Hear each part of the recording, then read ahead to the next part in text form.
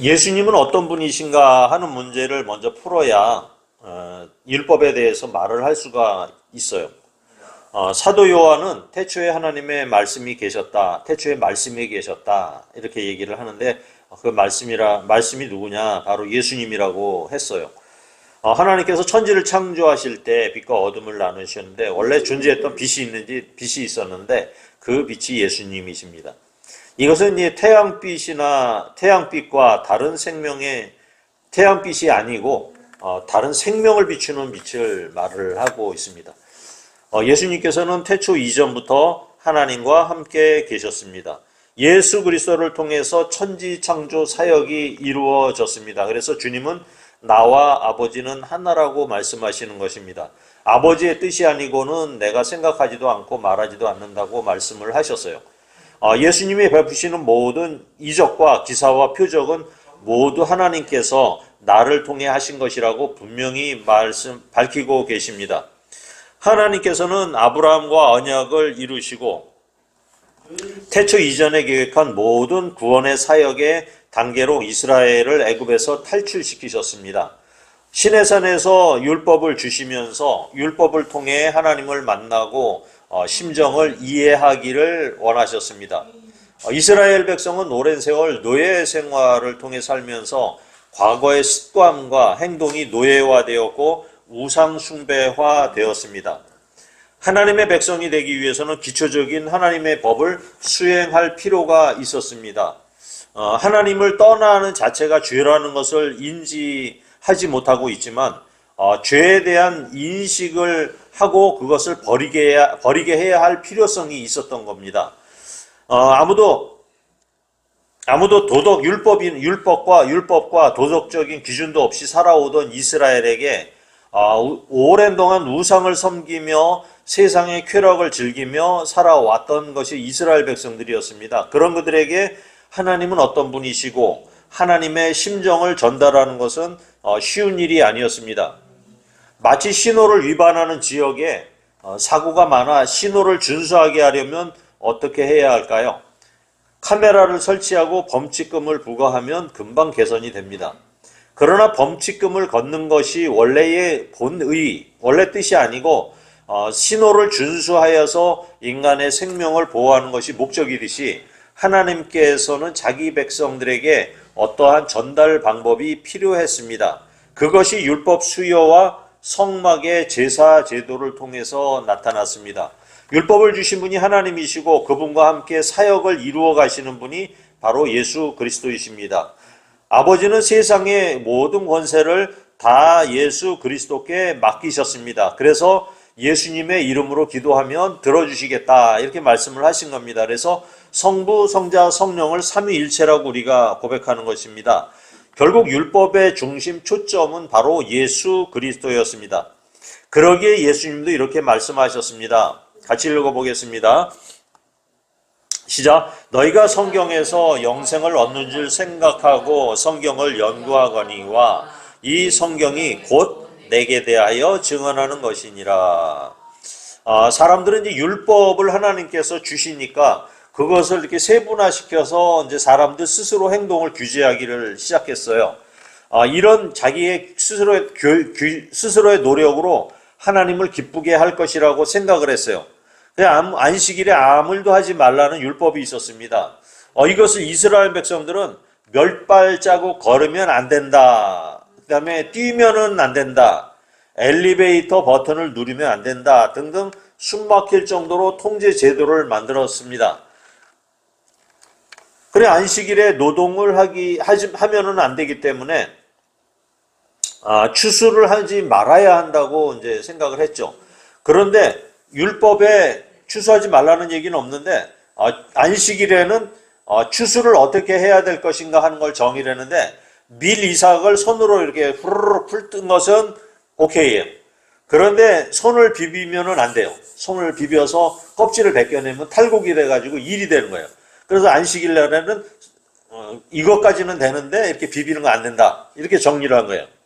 근데 하나님의 본 뜻은 그게 아니지요. 주님의 뜻은 노예로 살던 백성들이 1년 내내 쉬지 않고 일을 해야 먹고 사니까 쉬는 것에 익숙하지가 않은 겁니다. 그러다 보니까 주일 예배 드리는 것은 상상도 못하는 것이지요.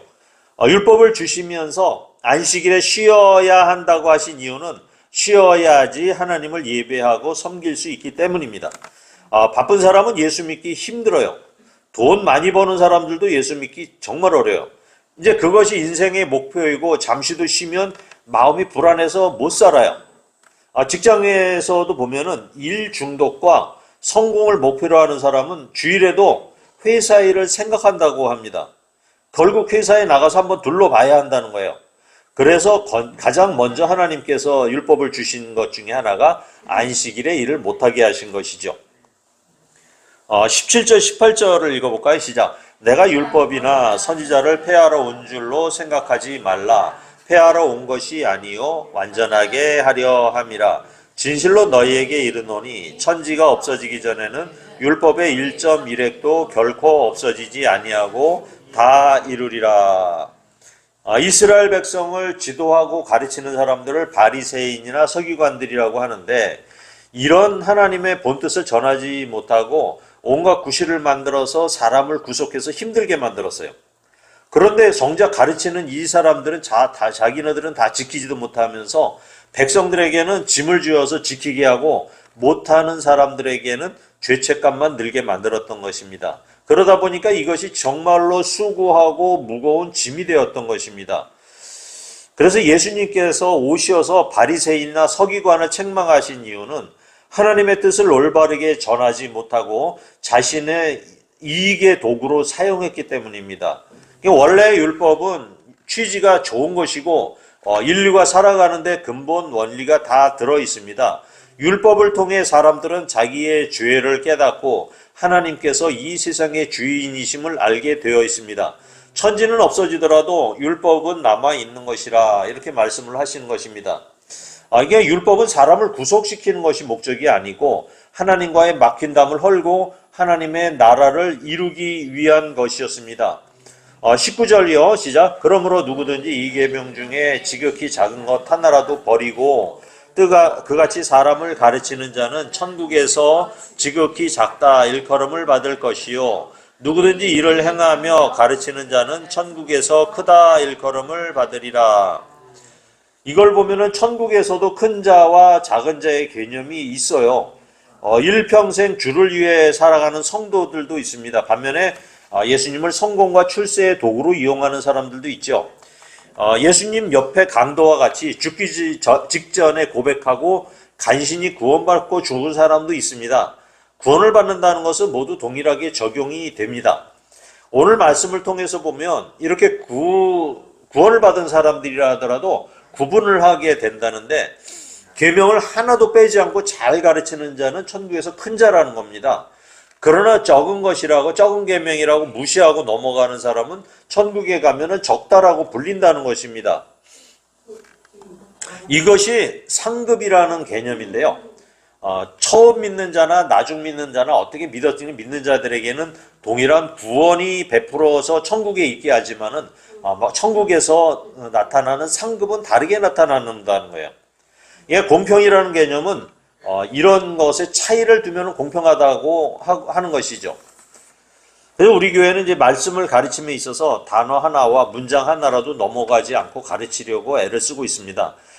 이해가 안 가는 구절에 대해 하나님께서는 당시에 어떤 심정을 가지셨는가 이해하고 역사적 상황이 어떠했는가 그것을 같이 전하고 왜 그것이 사랑에서 비롯되었는지 해석하고 그다음에 이해를 시키는 것이 이제 우리 교회의 설교 방식이죠. 말씀을 듣고 이해하고 순종하는 자가 큰 자가 되는 겁니다. 그래서 우리도 이제 부끄러운 구원을 받기보다는 오늘 말씀을 듣는 모든 성도들이 작은 것에도 소홀하지 않고 순종하는 자가 돼서 우리 모두가 천국에 갔을 때 큰 자로 부르심을 입기를 바랍니다. 내가 너희에게 이르노니 너희 의가 서기관과 바리새인보다 더 낫지 못하면 결코 천국에 들어가지 못하리라. 바리새인이나 서기관들은 공부도 많이 하고 말씀에 능통한 자들입니다. 오늘 신학 박사급과 또 강해 설교를 잘하는 목사, 이런 사람들이라고 봐야 할 것입니다. 여기에서 이제 지지난주도 얘기를 하고 그랬지만 의라는 것은 예수 그리스도를 의미한다고 말했습니다. 의라는 것은 양의 죽음으로 구원을 받는 것이라고 말씀을 드렸어요. 세상에서 잠시 착한 일을 하고 선행하는 것은 누구나 할 수 있는 일이고 역시 의로운 일이고 선한 일이기는 합니다. 그러나 진정한 의라는 것은 우리가 하나님 앞에서 옳다함을 인정을 받는 것이에요. 우리가 베푸는 선행이라는 것은 자기 의가 들어가서 자랑거리가 되면 전혀 소용이 없는 거예요. 이건 진정한 의가 아니라 자기 자랑에 불과하게 된 것이죠. 주님의 의는 우리를 대신해서 죄를 용서받고 하나님 앞에서 너는 죄가 없다고 인정을 받는다. 이것을 의미하는 거예요. 그 의는 예수 그리스도를 믿음으로 거저 주어지는 선물이지 내가 무엇을 열심히 해가지고 생기는 것이 아니라는 얘기입니다. 그렇게 의롭다고 칭함을 받는 우리에게서 나타나는 열매가 이 세상에 얘기하는 착하고 의로운 행실의 열매로 나타난다는 그런 얘기가 되는 것입니다. 우리는 오늘 본문을 통해서 율법을 말씀하시는 그 주님의 율법을 재해석하는 것을 갖다가 6가지로 주님이 말씀하시는 것을 우리가 알 수가 있어요. 첫 번째는 살인이라는 주제로 26절에서부터 21절에서 26절까지 다루었고요. 두 번째는 간음에 대해서 27절에서 30절까지 다루셨어요. 세 번째는 이혼에 대해서 31절, 32절의 말씀을 하셨고 네 번째는 맹세에 대해서 33에서 37절의 말씀을 하셨습니다. 다섯 번째는 복수에 대해서 38절에서 42절의 말씀을 하셨어요. 여섯 번째는 이웃사랑에 대해 43절에서 48절까지 말씀을 하셨습니다. 이 6가지를 놓고 예수님께서 다시 해석을 하신 것을 오늘 본문을 통해서 알 수가 있어요. 다 오늘은 다루지 못하고 일부만 다루는데요. 첫 번째는 살인이라는 주제를 말씀을 하셔요. 살인이라는 계명은 10계명 중에 6번째에 해당을 합니다. 같이 읽겠습니다. 옛사람에게 말한 바 살인하지 말라. 누구든지 살인하면 심판을 받게 되리라 하였다는 것을 너희가 들었으나 나는 너희에게 이르노니 형제에게 노마는 자마다 심판을 받게 되고 형제를 대하여 라가라 하는 자는 공회에 잡혀가게 되고 미련한 놈이라 하는 자는 지옥불에 들어가게 되리라. 오늘 주님은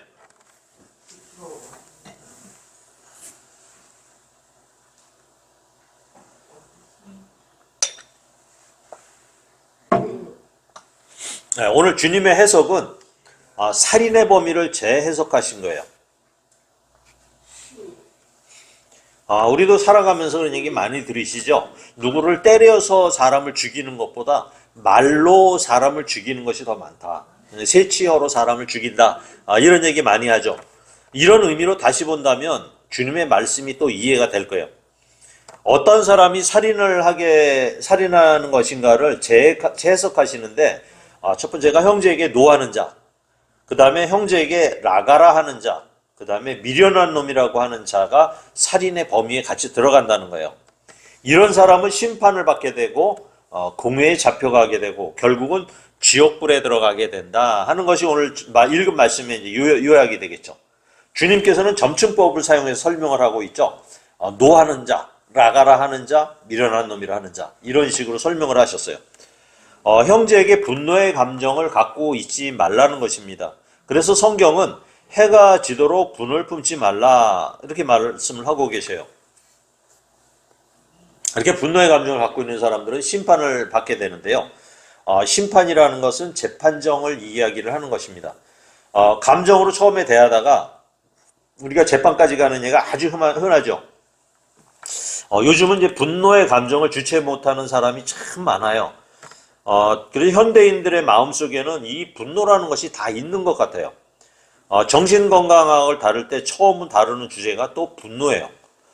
분노가 조절이 안 되면 정신분열이 나타나고 조울증으로 나타나게 되거든요. 그래서 조증과 우울증으로 나타나고 있는데 마구 화를 내는 감정이 조증이고요. 우울해져가지고 어두운 곳으로 들어가는 현상이 우울증입니다. 그래서 일반적으로 막 조울증 환자들은 뭐 어떤 때 화가 막 났다가 어떤 때는 막 침울하기도 하고 이래요. 그래서 일반적으로 조증과 을증이 겹쳐서 나타난다 해서 조울증이라고 얘기를 하는 거예요. 한불리라는 프로그램, TV 프로그램을 보면은 지나가다가 이렇게 차를 운전하고 있는데 끼어들게는 자기가 해놓고 뒷차가 조심하라고 빵 울리면은 차를 앞에다 싹 세워놓고 보복 운전하는 거 보셨죠? 그 프로그램. 어떤 사람은 앞에서 문을 열고 나오더니 야구 방망이를 들고 와가지고 막 해코지를 하고요. 어떤 걸 보니까 낫을 들고 와요. 낫을 들고 와서 막 해요. 그 어떤 사람은 또 지난번에 보니까 권총을 들고 와요.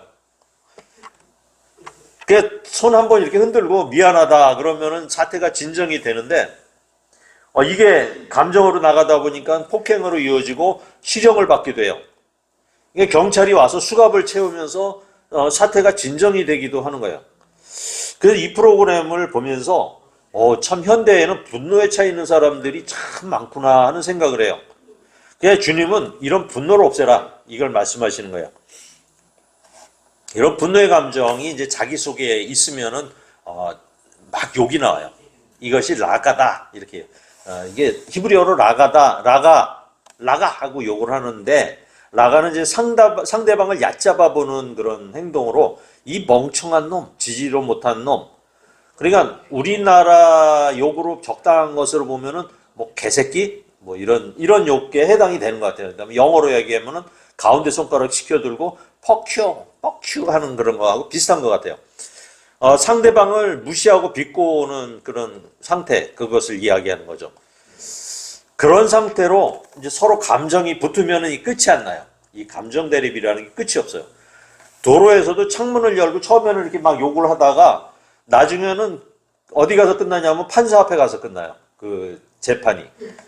그러니까 미련한 놈이라고 욕하는 것, 그냥 라가라고 욕하는 것은 상대가 단지 분노의 감정을 넘어서 인격에 문제가 걸려 있기 때문에 둘이 서로 양보하지 않고 사과하지도 않아요.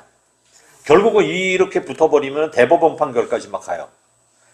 공해에 잡히게 된다는 얘기는 오늘날의 법정을 의미해요.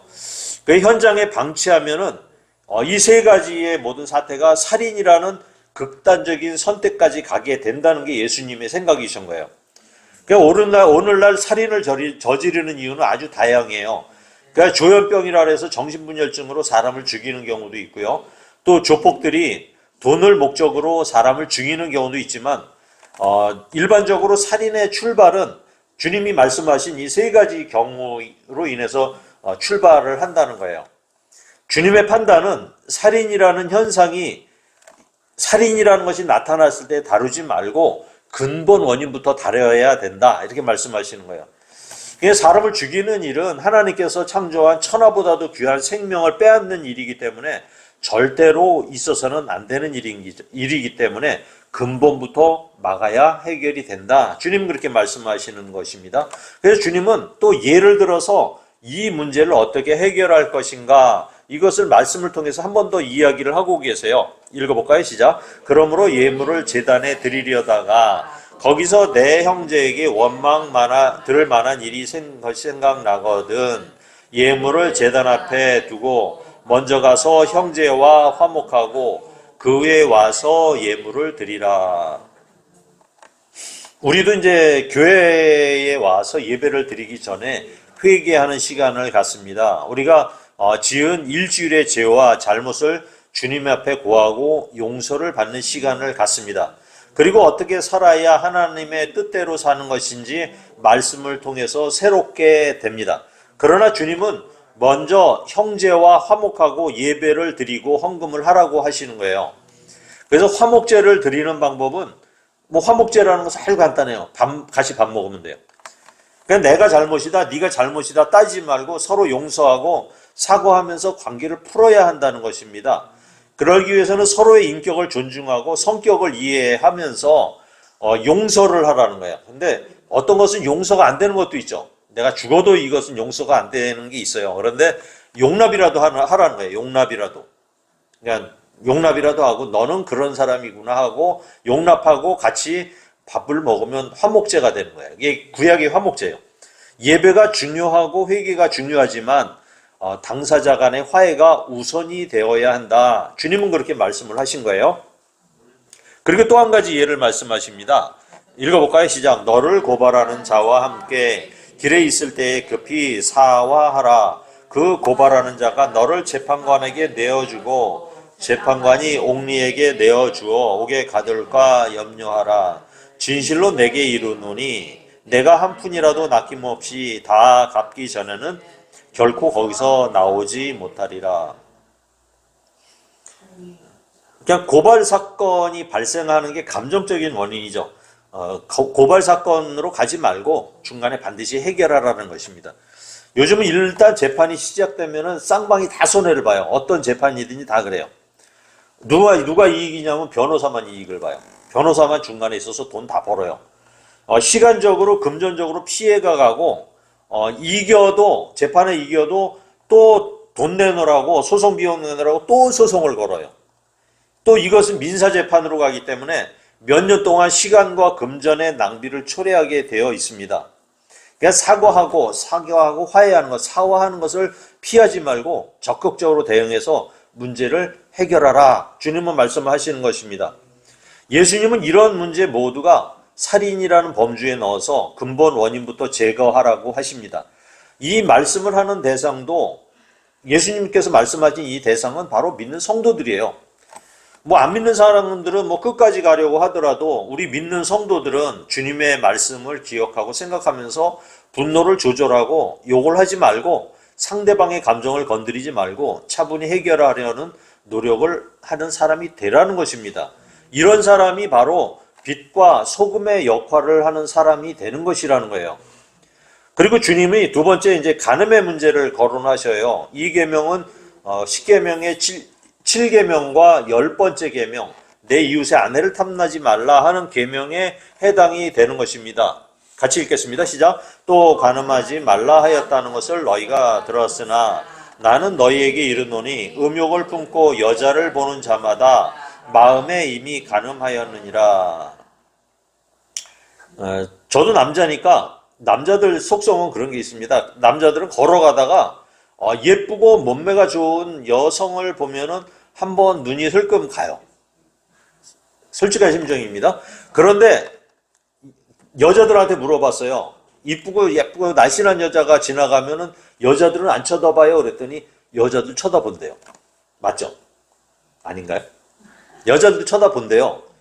그래서 이제 남녀가 데이트를 하다가 눈이 남자가 싹 돌아가는 순간에 데이트에 금이 가고 헤어지는 그런 위기까지 가기도 많이 해요. 나보다 다른 여자를 쳐다본다는 그런 이유입니다. 나만 바라보라는 거예요. 그 남자들은 매우 조심해요. 데이트를 할 때는. 절대 고개를 돌리지 않고 눈동자만 싹 돌려서 쳐다보는 연습을 해야 돼요. 그래야지 연애에서 자유로울 수가 있게 됩니다. 근데 주님의 생각은 조금 다르신데요. 하나님께서는 이미 인간의 욕구 속에 이런 욕구를 심어 놓으신 거야. 눈이 가게 돼 있고 또 마음이 가게 돼 있고, 그러니까 남자가 여자를 향해서 가슴이 뛴다. 그걸 심쿵이라고 얘기하죠. 심장이 쿵쿵쿵쿵 거리는 그런 감정이 없으면 어떻게 결혼을 하겠어요? 결혼 못 해요, 그러면은. 그럼 남자나 여자나 그냥 각자 사는 거지. 하나님께서는 그런 마음을 우리 속에 심어 놓으신 거야. 그래서 오늘 여기에 나오는 이 간음의 의미는 이렇게 몰래 쳐다보는 그것을 얘기하는 게 아니라 이웃집의 아내를 탐내는 것을 얘기하는 거예요. 남의 여인을 탐내는 것을 얘기하는 것입니다. 여자라는 말이 이제 이미 남편이 있는 약혼자가 있는 그런 여인을 얘기를 하는 거예요. 그래서 예수님이 계시던 시기에는 이렇게 이제 남의 부인을 간음하게 되면은 돌로 쳐 죽이는 그런 법이 있었어요. 그 겉으로 드러나는 일은 유대 사회에서, 이스라엘 사회에서 매우 희귀한 일이었죠. 그런데 남자들 사회이다 보니까, 남성 위주의 사회이다 보니까 남자들이 이제 아내를 버리고 다른 아내를 드리고 싶은 생각이 많았던 거예요, 사람들 속에. 한 명의 아내만 허용한 사회이다 보니까 간음을 하면은 안 되고 아내를 바꾸고는 싶고, 그래서 이제 아내를 온갖 이유를 대가지고서는 핑계를 대서 다 내쫓습니다. 내쫓아요. 그런데 내쫓으면서 이혼 증서만 써주면은 여자도 해방이 되고 남자도 자유롭게 되는 거예요. 이게 이스라엘 사람들이 이런 못된 짓을 계속 했던 거예요. 그러니까 돈 있고 이런 사람들은 이런 짓을 하는 거예요. 여인을 막 바꾸고. 그냥 특별한 이유 없이 아내를 그냥 구박하고 그러면 내쫓아버려요. 그러니까 이 당시의 여성의 입장에서는 그나마 이혼 증서라도 써서 주고 내보내게 되면은 재혼이 가능했잖아요. 그런데 그렇지 않고 그냥 일방적으로 쫓겨나감을 당한 여인은 그 당시에는 여자들이 할 수 있는 직업이라는 게 없었어요. 그러니까 죽을 수밖에 없는 거예요. 나가면 이렇게 쫓겨나가면은. 그러니까 친정에서도 못 받아주게 되면은 결국은 죽어요. 죽든지 아니면은 몸을 파는 일을 해든지 이렇게 되는 게 당시의 여성들의 입장이었기 때문에 이혼 증서를 써주라고 하는 그런 것이 모세 율법에 기록된 거예요. 그래서 예수님께서는 이것도 재해석을 하셨어요. 시작. 또 일렀으되 누구든지 아내를 버리려거든 이혼 증서를 줄 것이라 하였으나 나는 너희에게 이르노니 누구든지 음행한 이유 없이 아내를 버리면 이는 그로 간음하게 함이요 또 누구든지 버림받은 여자에게 장가드는 자도 간음함이니라. 그 간음에 대해서 피할 길을 만들어 가고 있는 이 유대 사회에 대해서 주님께서는 원래 그게 뜻이 아니야 하면서 엄격한 잣대를 들이대시는 거예요. 그리고 하나님께서 짝지어 주신 것을 인간이 나누지 못할지니라 하고 분명히 또 말씀을 하셔요. 29절 30절을 같이 볼까요? 시작. 내 오른 눈이 너로 실족하게 하거든 빼어내버리라. 내 백체 중 하나가 없어지고 온몸이 지옥에 던져지지 않는 것이 유익하며 또한 만일 내 오른손이 너를 실족하게 하거든 찍어내버리라. 내 백체 중 하나가 없어지고 온몸이 지옥에 던져지지 않는 것이 유익하니라. 그래서 주님이 보시는 관점은 이 간음이라는 것은 보는 데서 생겨난다고 보셨던 거예요. 그러니까 눈으로 보기에 좋았더라 하면서 또 선악과를 따먹었죠. 하와는. 욕망이 또 생기기도 하고 간음의 원인이 되기도 한다는 것입니다. 오른손이 실족하게 한다는 의미는 만짐으로써 범죄가 성립이 된다는 의미입니다. 그러니까 접촉을 시도하게 되고 그러면은 건너지 못할 강을 건너게 되는 경우가 생기는 점. 주님은 간음의 범위를 눈으로 보고 음욕을 품는 것으로 시작해서 접촉을 시도하려고 잡으려는 것도 시작할 수가 있으니까 눈도 뽑고 손도 잘라서라도 지옥행은 면하라 이렇게 말씀을 하시는 거예요.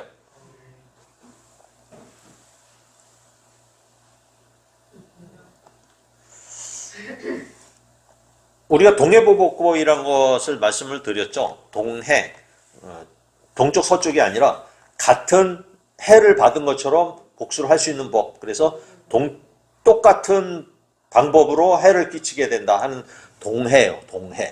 동해보복법.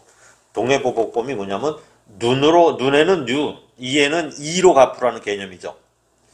그러니까 눈을 다쳤어. 그럼 상대방 눈도 때려서 다치게 해야 돼. 이것이 동해보복법이에요. 그런 개념이 아니고 주님께서 이제 눈을 뽑거나 오른손을 잘라버리거나 하는 그런 말씀을 하신 거는 우리 기독교인들은 이런 정도의 도덕성을 유지하는 것이 바로 온전한 성도다라고 말씀을 하신 거예요. 그러니까 세상에서 장애인으로 살아가더라도 천국에는 반드시 가라는 것입니다. 세상의 불편함보다는 지옥의 불심판이 그것도 영원하게 당하는 고통이 더 견디기 어려울 것이다. 주님은 그렇게 말씀하신 겁니다.